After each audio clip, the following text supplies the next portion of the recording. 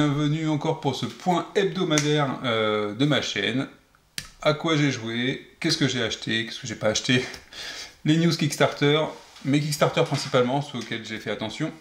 Donc je vous recommande une fois de plus, si vous avez des Kickstarter dont vous voulez que je parle un petit peu, que vous voulez partager, bah, profitez-en, laissez-moi un petit message, et j'en parlerai dans la vidéo suivante. Alors, cette semaine, à quoi j'ai joué? Alors, j'ai très peu joué, je suis claqué cette semaine, je vous le dis tout de suite, je suis claqué. D'habitude, j'ai l'air claqué, et là, je suis vraiment claqué. Le boulot. Donc j'ai joué finalement à peu de choses cette semaine. J'ai même pas fait autant de A Touch of Evil comme j'ai voulu. Donc j'ai joué un peu à Marvel United, donc ça c'était le week-end dernier, avec mon fils. On est passé en mode challenge moderate, donc un challenge, le premier challenge, où on doit retirer les cartes avec des jokers dessus, des symboles jokers qui permettent de faire n'importe quelle action. Et d'ailleurs, on a roulé sur crâne rouge, et d'ailleurs on s'est même trompé, c'est qu'on a retiré tous nos jokers à une étoile, toutes les cartes avec un joker, alors qu'il faut en retirer qu'une seule. Parce que j'ai vu là, il y a une FAQ qui est arrivée aujourd'hui pour Marvel United, et du coup il y a des choses intéressantes dedans. Il y a des questions, parfois elles semblent ballot, et finalement la réponse n'est pas celle qu'on attendait. Donc je vais regarder ça avant d'en faire une partie, mais finalement on s'est mis un challenge plus élevé, et on a quand même roulé sur le jeu, donc est-ce qu'il est difficile ce jeu? Je ne crois pas du tout. J'espère qu'il y aura des vilains avec plus de challenge dans les extensions. Escape the Dark Sector, donc j'ai fait une vidéo de présentation du jeu, j'y ai joué et c'est un jeu super cool. C'est un peu de narratif, un peu un livre dont vous êtes le héros, dans lequel finalement on aurait à chaque fois affronté une scène de combat ou une scène à passer. C'est super sympa, c'est un petit jeu quand on a envie de sortir, avoir un petit peu d'aventure en thème science-fiction. Bah, c'est bien sympathique, les dessins, le style graphique est sympa, ça nous immerge beaucoup dans cet univers de station pas si abandonné que ça finalement, mais duquel il faut se sortir. Donc Escape the Dark Sector, je vous recommande ce jeu, c'est vraiment très sympa. Et pour l'instant c'est qu'en anglais, hein. Désolé pour ceux qui n'aiment pas l'anglais.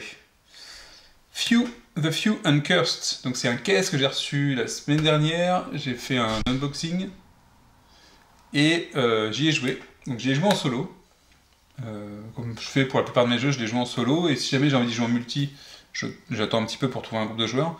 Mais là, le solo, je pensais qu'il allait m'intéresser, c'était un jeu avec du bon matos, un thème qui semblait bien représenté par le plateau, par les composants, par les cartes, et finalement, pour moi, de mon point de vue, c'est vraiment mon ressenti, c'est un deck building plat. Je trouve qu'il manque de profondeur, je trouve qu'il manque d'intérêt. Je pourrais sortir plein d'exemples de jeux qui sont mieux que ce jeu-là. En termes de deck building avec du déplacement, par exemple, il y a un jeu qu'avait fait WizKids à une époque, ou Gale Force 9, je sais plus, sur le thème de Drizzt, ou du monde de Drizzt, qui était carrément mieux. C'est Tyrants of the Underdark. Pour le coup, ça c'est un deck building, mais super chouette, il est plus tactique que le jeu pouvait être là, donc le déplacement est utile, et voilà, enfin, il y a plein d'autres deck building qui seront mieux. Heinz End, il est beaucoup mieux, Venomed Soul je trouve beaucoup mieux, et puis dans chacun de ces deck building là, vous avez des effets de surprise, c'est-à-dire qu'en fait, quand vous êtes en solo, ou quand vous êtes en coop, ou même en compétitif, vous avez des moyens d'avoir des effets de surprise qui vous... Mais là, il n'y a rien, enfin, je trouve que c'est... À la limite, Star Realms, il est mieux que ça, Hero Realms, il est mieux. Mais c'est encore mon point de vue, donc si vous recevez le KS, faites-vous quand même une idée avant de le revendre. Moi, j'ai revendu. Et pourtant, c'est un beau jeu, c'est un super jeu, c'est bien carré. Alors, mais donc, j'ai fait une vidéo sur mon avis, donc vous pouvez retrouver plus de détails dedans. Et A Touch of Evil, donc j'ai le jeu avec la doc d'édition 10e anniversaire, c'est présent ici. J'ai commencé à y jouer, mais j'ai pas pu. Je suis arrivé sur un showdown directement en tout début de partie. J'ai déjà un personnage qui est KO. Il va falloir qu'on s'enfuit, c'est le bazar, mais c'est toujours aussi cool. Vous voyez, ça c'est l'exemple de jeu dans lequel, en peu de cartes, quelques cartes event, un jet de dés, un truc comme ça, pof, ça part en cacahuète, ça part en sucette, on se fait surprendre, voilà, ça crée des émotions. Et moi c'est ça que je recherche dans un jeu plateau, parce que j'aime beaucoup ce qui est à thématique, j'aime beaucoup les jeux d'aventure, donc je recherche cette émotion, c'est pas seulement gagner une partie, faire des points. C'est vraiment le côté thème que je recherche. Et pour le coup, bah, si je dois comparer à A Few Uncursed, qui est pas du tout le même style de jeu, on est d'accord, mais voilà, il y a une grosse différence. Et je vais vous parler d'un jeu, non, j'y ai pas joué cette semaine, c'est un faux j'ai joué cette semaine, hein, qui s'appelle The Loop. The Loop, c'est le nouveau jeu des Catch Up Games. Donc Catch Up, c'est une équipe, c'est un éditeur lyonnais, c'est des potes. J'ai fait jouer au jeu The Loop, qui est un jeu coopératif à Cannes cette année, avant le confinement. Et c'est un excellent jeu coop, pas facile. Et j'ai vu la version définitive, parce qu'à Cannes on a fait jouer au proto, j'ai vu la version définitive là en boutique chez Troll aujourd'hui, parce que Seb était de passage et je suis tombé sur lui, sans me faire mal. Et le matos définitif est vraiment super cool. À Cannes, moi je trouvais que le plateau c'était assez chargé, et c'est toujours un petit peu chargé, mais grâce aux couleurs et au contraste qu'ils ont réussi à mettre sur le plateau, c'est vraiment super joli, avec un style graphique qu'il peut partager, hein. On peut aimer ou pas, mais c'est très sympa, et le jeu vraiment, si vous passez l'aspect graphique, qui peut plaire ou pas, le jeu est vraiment cool, et en plus, vous avez plein de modes de jeu, ils ont vraiment fait, il y a un mode dédié au solo, il y a le mode, donc c'est un jeu coopératif à la base, et ils ont fait 2 autres modes de plus, et si le solo est aussi bon que les solos dans leurs autres jeux catch-up, comme Paper Tales, comme Wild Space, j'ai pas essayé, il y a un solo mais je l'ai pas essayé, Pharaon, le solo est excellent pour un jeu de ce type-là. Bah, si c'est aussi bon que ça, et je leur fais confiance, c'est vraiment cool. Donc The Loop, essayez-le. Je ne vais pas vous dire de l'acheter, mais si vous pouvez le faire, faites-le. Mais essayez-le, c'est vraiment cool. Pour ceux qui veulent faire du coopératif et du solo. Alors, réception et achat de la semaine. Donc, ah si, j'ai joué aussi à des jeux PS4. Des jeux VR, et puis un jeu qui est très sympa, c'est qui a mis du temps à sortir aussi, un petit peu une arlésienne du jeu vidéo, c'est je ne sais même plus son nom d'ailleurs, 13 Sentinelles ou un truc comme ça. C'est très sympa, alors c'est un visual novel couplé à un jeu de stratégie, avec des robots qu'on ne voit pas vraiment, sauf en image, et c'est un peu si on voit une image capturée du jeu, c'est le bordel, mais quand on y joue c'est très cool. Et c'est un mélange de visual novel avec une histoire que je trouve passionnante, parce qu'il y a des histoires de voyage dans le temps, enfin, ça a l'air très cool, j'en suis qu'au début je pense, mais c'est très très cool. Et puis quelques jeux PSVR, parce que PSVR est très très cool aussi. Alors, actualité, qu'est-ce que j'ai acheté, qu'est-ce que j'ai reçu? Donc j'ai reçu ce que j'avais commandé la semaine dernière, on va rester logique. La dernière extension d'Horror Arkham 3ème édition, que moi j'aime bien, j'y joue pas assez, mais j'aime beaucoup, donc j'ai pris. Donc là, c'est Terror from the Death, et ça concerne Kingsport et évidemment Innsmouth, donc avec des profonds forcément. Et moi, c'est un thème qui me tient à cœur, parce que je crois que il me semble que le premier roman que j'ai lu, ou la première nouvelle, c'était l'affaire Charles Dexter Ward, et je crois que c'est avec des profonds. Il me semble, c'est dans mes souvenirs. Et du coup, ça me tient à cœur d'avoir ce genre de thème. Et alors du coup, par contre, j'ai remarqué que la version française est déjà sortie. Alors que je pensais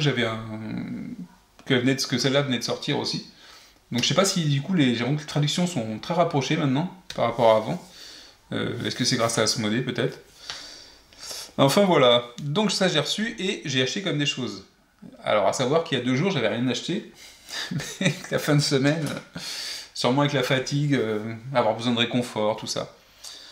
Donc, qu'est-ce que j'ai pris? J'ai pris des extensions de Core Space. Alors, Core Space, je ne l'ai pas présenté encore sur ma chaîne, c'est un jeu de figurines qui peut se jouer en compétitif, avec chacun une escouade de personnages, et chaque personnage a une fiche de personnage, un petit plateau. C'est un jeu super parce que vous avez un plateau de jeu en 3D à monter, en carton, hein. Mais c'est super sympa. Et c'est un jeu d'escarmouche finalement, entre l'escarmouche et... non, si c'est de l'escarmouche, on va dire que c'est l'escarmouche. Mais vous avez la possibilité de mettre des personnages non joueurs. Et donc du coup ça alimente la partie en plus, en surprise, en plus de l'adversaire. Il se joue aussi en solo, c'est-à-dire qu'on peut prendre une escouade et jouer en solo, et il y a des personnages non joueurs qui vont vous donner le fil à retordre, puisqu'il y a un ennemi commun qui s'appelle la Purge. C'est une sorte d'entité de robots qui veulent détruire l'espèce humaine. ou l'espèce, tout ce qui peut être vivant. Et donc finalement ça crée une menace qui est commune à toutes les factions, on va dire, mais qui peut aussi permettre d'avoir un adversaire en tant que joueur solo. Et c'est très très cool, c'est un jeu de figurines, c'est très simple en termes de règles. Et du coup j'avais pas pris les extensions, j'avais pris le jeu de base, et je crois quelques factions. Et ils ont sorti pas mal d'extensions depuis. Alors, je vais mettre ça ici. Et j'ai donc pris les Galactic Corps. Hop. Galactic Corps. On va éviter les reflets. Donc Galactic Corps, en fait, c'est quoi? C'est en fait toute une escouade de personnages non joueurs, donc les flics, qui vont justement rajouter en fait des contraintes dans la partie. Et à chaque fois, il y a toujours des histoires et des missions qui prennent en compte les nouveaux composants. Il y a du matériel à nouveau, des figurines en plus, un nouveau dé pour la sécurité. Donc très cool, ça peut permettre d'ajouter pour le joueur solo. Je pense qu'en multi, la boîte de base suffit largement. En solo, c'est bien d'avoir un peu plus de personnages non joueurs. Et toutes les extensions en ont. Et d'ailleurs, il y a celle-là qui est Shootout at Zeds. J'ai pas pris une qui s'appelait Purge Outbreak. Parce que là, ça sert autant de factions que de personnages non joueurs. Et donc vous avez des décors en plus. Vous voyez la tête des décors. Hein. Ça, c'est dans la boîte. Donc on les monte et ça vous fait un plateau de jeu. Génial. C'est génial. Si j'arrive à avoir le temps, c'est pas dit, je ferai une présentation de Core Space. J'ai déjà vu des présentations en français de Core Space. Faites le tour. Il me semble qu'il y en a déjà. Et le jeu est en VO, mais c'est pas trop compliqué, je trouve. J'ai pris aussi, alors là, aucun rapport avec du solo ou du coop, Combo Fighter. Je l'avais vu à SN, et là il est sorti en français, et je me suis dit que ça pouvait être cool pour jouer avec mon fils. Un jeu de cartes où on peut se taper dessus. Ça évitera qu'il me donne des vrais coups. Et enfin, dernière de la semaine, qu'est-ce que c'est? C'est ça.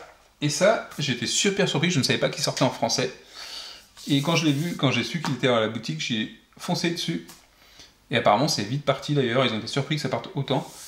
Ça s'appelle Rangers of Shadow Deep. Alors, c'est un jeu de figurines coop. Et c'est plutôt assez rare. Donc évidemment, il y a Core Space dont je viens vous parler. Et là, mais il est peut-être moins narratif, Core Space. Et là, on est vraiment sur un jeu coopératif avec des figurines. Donc on peut prendre le matériel qu'on veut. Il n'y a pas de matériel fourni avec, il n'y a qu'un livre et des règles. Et de ce que j'ai vu en vidéo chez Drive-Thru ou d'autres vidéos, ça a l'air très très sympathique. Et le fait qu'il soit en français, c'est très cool. Je trouve ça super cool, ça évite de se fatiguer le soir si j'ai besoin de lire les règles ou lire de l'histoire. J'ai déjà assez de jeux en VO. Donc voilà. Et un truc qui est pas mal fait, c'est qu'ils ont un système d'événements qui est basé sur un vrai jeu de cartes. Donc on prend un jeu de cartes, on prend les événements qui sont indiqués dans une table, donc les différentes cartes, et quand on doit tirer un événement au hasard, on pioche une carte, et à la carte correspond un événement dans le livre.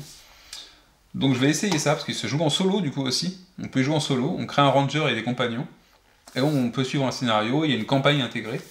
Et voilà, le livre il vaut 30 €, de super bonne qualité, hein. Il y a des illustrations dedans, avec des figurines peintes, en plus des illustrations classiques. Alors c'est pas blindé d'illustrations, mais vous avez des dioramas comme ça, avec des figurines, je sais pas si on voit très bien la vidéo. Je sais pas si j'ai pris la meilleure non plus. Ah là, ici, c'est plus sympa. Hop. Donc voilà, ça agrémente le livre. Et ça sent bon le neuf, j'adore cette odeur. L'odeur de l'impression. Et voilà, et ça, je suis content de l'avoir en français. J'étais vraiment pas au courant qu'il sortait en français. Alors. Et la dernière chose que j'ai acheté cette semaine, que j'ai réservé plutôt, c'est la PS5. Et oui, j'ai réussi à précommander une PS5 aujourd'hui, dans la deuxième vague Amazon. Et je suis très content. C'est un petit plaisir égoïste de personne qui a de l'argent et qui n'a pas besoin de le cacher. Mais voilà, on a un petit plaisir comme ça dans la vie. C'est tous les 6-8 ans, enfin tous les 8 ans plutôt, on a ce petit plaisir-là d'une nouvelle console et moi j'aime bien. Et depuis la PS2, je rate pas un Day One. Donc j'étais un peu frustré d'avoir raté les premières précommandes. Mais c'est rattrapé. Je vous dirais pas qu'il y a un intérêt à l'avoir. Hein. Il n'y a rien à voir avec l'intérêt par rapport au jeu qu'il y a sur la console. Alors, actualité KS. HeroQuest, on a la réponse, hein, et la réponse c'est Birling.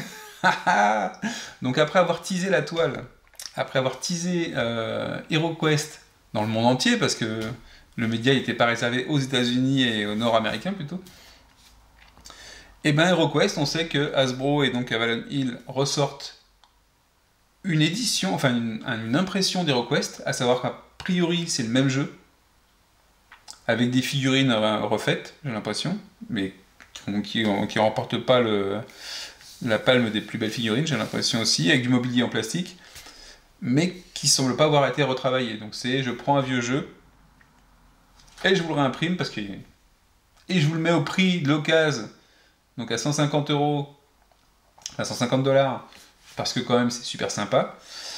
Et voilà. Donc, et puis surtout, bah, hein, si vous n'habitez pas aux États-Unis ni au Canada, bah, allez vous faire foutre. Donc, ben, Avalon Hill, Hasbro, allez vous faire foutre. Moi, je vais avoir Dungeon Crusade, il sera sûrement largement mieux. Et puis, vous resterez avec votre HeroQuest. On peut espérer qu'éventuellement, ça fasse sortir des HeroQuest, les vieux HeroQuest, un peu moins chers sur l'occasion. Mais c'est tout. Ensuite, ça c'est un truc qui est cool. Chez DVG, donc ceux qui font la série Warfighter, ils vont enfin, il y a le KS le 29 septembre du Warfighter Fantasy. Donc ils ont présenté une page de KS. Donc c'est du DVG, donc les cartes c'est pas super joli. Mais pour une fois c'est pas des photos. Bon, on aurait du mal à trouver un nain ou un orc en photo. Même si les gens de Flying Frog Production pourraient le faire. Mais donc là on est sur du dessin. C'est pas extraordinaire, je pense qu'ils ont beaucoup de dessins qui viennent du domaine public quand ils font leur jeu. Mais j'ai tellement rêvé qu'ils utilisent leur système pour faire un truc qui soit médiéval fantastique en type dungeon crawler, et là c'est plus du jeu d'aventure avec un mélange d'exploration de donjons, une carte où on peut circuler, et leur système il était prévu, il marchait, je pense qu'il marche très bien à la base pour faire de l'heroic fantasy, de la rencontre et de la confrontation. Donc voilà, DVG lance un Warfighter Fantasy, KS le 29 septembre, moi j'en serai, parce que bah, déjà c'est une idée que j'avais en tête et qu'il la réalise, donc ça me fait plaisir. Mes KS à moi. Dungeon Crusade, Roger a reçu les 3 éditions du jeu, et il a fait une vidéo où il ne montre rien. Il a seulement parlé pendant la moitié de la vidéo, et ensuite il a ouvert le carton, il a sorti les 3 boîtes. Il a l'art du teasing, on peut dire. Non, il aime bien prendre le temps, je rigole, hein, mais il aime bien prendre le temps, il aime bien parler de son jeu. Après tout, si son bébé, il va prendre le temps de le découvrir, de vérifier les composants, avant de valider pour que l'empaquetage, enfin que les composants de l'usine partent là où ça doit être préparé, et c'est dans la même ville, donc ça va pas durer des plombes. Et donc là, cette semaine, peut-être ce soir, on aura les premières vidéos d'unboxing du jeu avec les composants, j'espère. Mais ça va arriver, là il les a chez lui, donc c'est une question de jours pour qu'on ait les premiers unboxings de Dungeon Crusade et à voir déjà ce qu'il va y avoir dedans. On a vu, il y avait des petits trucs qui étaient en dehors des cartons, c'est les extensions ou autres. La qualité a l'air d'être au top. C'est bien coloré, ça te donne encore plus envie de l'avoir. On espère l'avoir pour fin novembre, si tout se passe bien. Super Fantasy Brawl. Eh ben c'est plus une arlésienne, les gars. Ça y est, ça arrive. J'ai reçu le mail pour confirmer l'adresse pour le jeu, et on a reçu un deuxième mail pour les sleeves. J'avais dû commander des sleeves, je ne sais pas. Et voilà, 2 adresses de confirmation, ça sera peut-être 2 envois. Mais donc, en plus c'est chez Meeple Logistique. Donc c'est plutôt fiable au niveau transport, et donc ça va arriver peut-être d'ici 2 semaines, je sais pas, ou la semaine prochaine. On espère. Donc Super Fantasy Brawl arrive enfin, après un petit retard à l'allumage. Adventure of D, et j'ai aussi un autre qui s'appelle The Village et Warp's Edge. Alors je pensais qu'ils arriveraient bientôt, et finalement ça prend du retard. Adventure of D, c'est parce qu'en fait il a décalé les envois à cause d'un problème de poste. Reaper, je sais plus pourquoi, je pense que c'est fait de façon artisanale, donc ça met du temps à être envoyé. Et Warp's Edge, apparemment, c'est le distributeur de la VF qui a un peu de retard. Et je vais vous dire que c'est tout pour cette semaine. J'étais plutôt rapide. La semaine prochaine, est-ce que je fais des vidéos? Je ne sais pas du tout. J'ai un programme chargé au niveau du boulot, donc peut-être pas. Ça va dépendre de ça un petit peu. Et puis sur ce, je vous dis à la prochaine. Ciao!